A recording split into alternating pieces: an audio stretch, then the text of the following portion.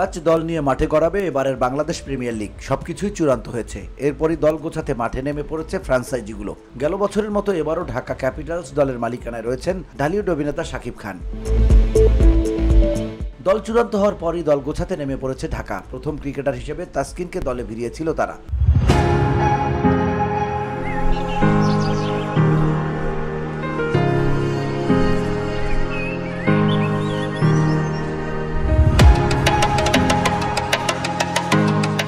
এবার আরও এক তারকা ক্রিকেটারকে দলে নিয়েছে ঢাকা ক্যাপিটালস। জাতীয় দলে ইনফর্ম ব্যাটার সাইফ হাসানকে দলে নিয়েছে শাকিব খানের দল।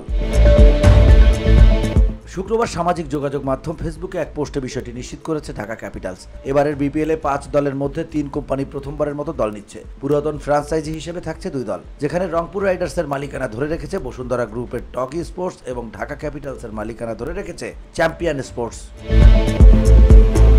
চট্টগ্রামের ফ্র্যাঞ্চাইজির মালিকানা এবার পেয়েছে ট্রায়াঙ্গেলের সার্ভিসেস লিমিটেড। দলের নাম হবে চট্টগ্রাম রয়্যালস। নাবিল গ্রুপের পাওয়া রাজশাহীর দলটির নাম হবে রাজশাহী ওয়ারিয়র্স। এছাড়া ক্রিকেট উইথ সামির মালিকানায় খেলবে Sylhet Titans. VOD Bangla news desk.